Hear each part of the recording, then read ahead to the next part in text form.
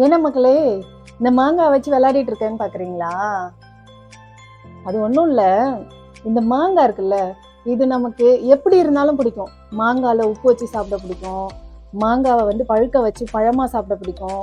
அந்த மாம்பழத்தை வச்சு ஜூஸ் போட்டு குடிக்க பிடிக்கும். இது மட்டும் பண்ணலை, நம்ம பாட்டிங்கெல்லாம் என்ன பண்ணுவாங்கன்னா அந்த காலத்தில் இதை மெயினாக ஒரு விஷயத்துக்காக யூஸ் பண்ணுவாங்க. பட் நாம் வந்து இப்போ அதெல்லாம் மறந்துட்டோம். ஜூஸ் குடிக்கிறோம், நமக்கு மாம்பழம் அப்படியே சும்மா வேறு லெவலில் ரசித்து சாப்பிட்றோம். ஆனால் இந்த மாங்காய் நம்மளோட பாட்டி ஸ்டைலில் ஊறுகாய் எப்படி போடுறது அப்படிங்கிறது தான் நான் இன்றைக்கி உங்களுக்கு செஞ்சு காட்ட போகிறேன்.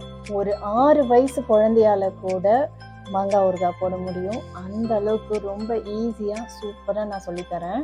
ஸ்டெப் பை ஸ்டெப்பாக நான் சொல்கிறது அப்படியே ஃபாலோ பண்ணுங்கள் போதும். வாங்க மக்களே, வீடியோக்குள்ளே போகலாம். நான் வந்து ஒரு 5 கிலோ மாங்காவை நல்லா வாட்டர் வச்சு வாஷ் பண்ணிவிட்டு அதை ஒரு காட்டன் கிளாத் வச்சு கொஞ்சம் கூட தண்ணி இல்லாமல் க்ளீனாக எடுத்து வச்சுருக்கேன்.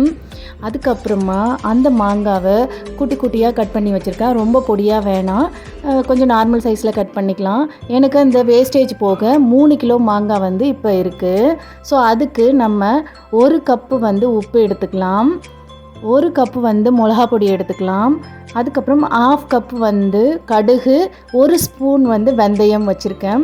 அப்புறம் பெருங்காய பொடி தேவையான அளவுக்கு எடுத்து வச்சுருக்கேன். உங்கள் கிட்ட கட்டி பெருங்காயம் இருந்தால் நீங்கள் வந்து கட்டி பெருங்காயமும் சேர்த்துக்கலாம். ஸோ இப்போ நம்ம ப்ராசஸை ஸ்டார்ட் பண்ணிடலாம். ஃபஸ்ட்டு ஒரு கடாயை வச்சுக்கிட்டு அதில் கடுகும் வெந்தயமும் போட்டு நம்ம ட்ரை ரோஸ்ட் பண்ணிக்கலாம். ஆயில் எதுவும் விட வேண்டாம், ட்ரையாக நம்ம அதை வந்து நல்லா வந்து ஃப்ரை பண்ணிக்கலாம். கடுகும் வெந்தயமும் நல்லா ஃப்ரை ஆகிடுச்சு. கடுகு பொரிஞ்சு வர ஸ்டேஜில் கேஸ் ஆஃப் பண்ணிவிட்டு அதை ஆற வச்சுட்டு நம்ம மிக்ஸி ஜாரில் சேர்த்து பவுடர் பண்ணி எடுத்து வச்சுக்கலாம். இப்போது நம்ம கட் பண்ணி வச்சுருக்கோம் இல்லையா, அந்த மாங்காய் கூட நம்ம எடுத்து வச்சுருக்கிற 1 கப்பு உப்பை வந்து ஆட் பண்ணிக்கலாம். அதுக்கப்புறம் 1 கப்பு மிளகா பொடி எடுத்து வச்சுருக்கோம் இல்லையா, அதையும் வந்து ஃபுல்லாக ஆட் பண்ணிக்கலாம்.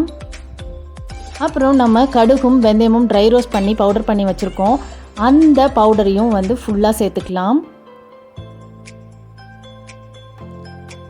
இது 3யும் சேர்த்துட்டு நல்லா அந்த காரம் உப்பு எல்லாம் மாங்காய் கூட சேர்ந்து வர்ற மாதிரி ஒரு 2 நிமிஷத்துக்கு கிளறி விட்டுடுங்க.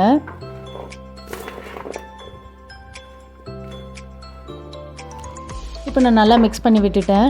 இப்போது ஒரு கடாயில் 1 கப்பு வந்து நல்லெண்ணெய் ஊற்றிக்கோங்க. கண்டிப்பாக நம்ம ஊறுகாய்க்கு நல்லெண்ணெய் தான் சேர்த்துக்கணும். அப்போ தான் வந்து அந்த ஃப்ளேவரும் நல்லாயிருக்கும், ஊறுகாயும் ரொம்ப நாள் கெட்டு போகாமல் இருக்கும். ஸோ ஆயில் காஞ்சிடுச்சு. இப்போ வந்து 1/2 கப்பு கடுகு வந்து தாளிப்புக்கு எடுத்து வச்சுருக்கேன். அந்த 1/2 கப் கடுகையும் வந்து நம்ம எண்ணெய் கூட சேர்த்துட்டு இப்போ பொரிஞ்சு வந்துடுச்சு நல்லா. ஸோ இந்த ஸ்டேஜில் நம்ம பெருங்காய பொடி எடுத்து வச்சுருக்கோம் இல்லையா, அதை வந்து 2 டீஸ்பூன் அளவுக்கு நீங்கள் ஆட் பண்ணிக்கோங்க. அவ்வளோதான்.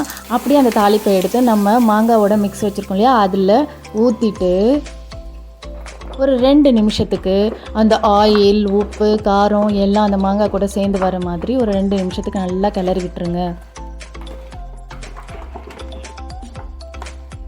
ஓகே, நான் வந்து இப்போ நல்லா அதை மிக்ஸ் பண்ணி விட்டுட்டேன். இந்த டைமில் நம்ம வந்து இதை 2 நாள் வந்து வெயிலில் வைக்க போகிறோம். டைரெக்ட் சன்லைட்டில் வைக்காமல் நம்ம வந்து மேலே ஒரு கிளாத் போட்டு மூடிட்டு வைக்கணும். அப்போ தான் மாங்காய் வந்து ரொம்ப வந்து ட்ரை ஆகாமல் சாஃப்டாக இருக்கும்.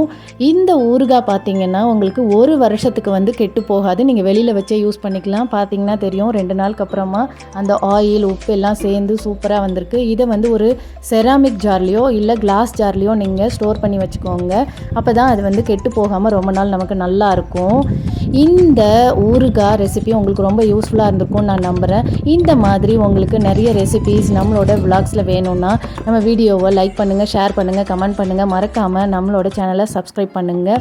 Until then, bye from Nisha. Take care.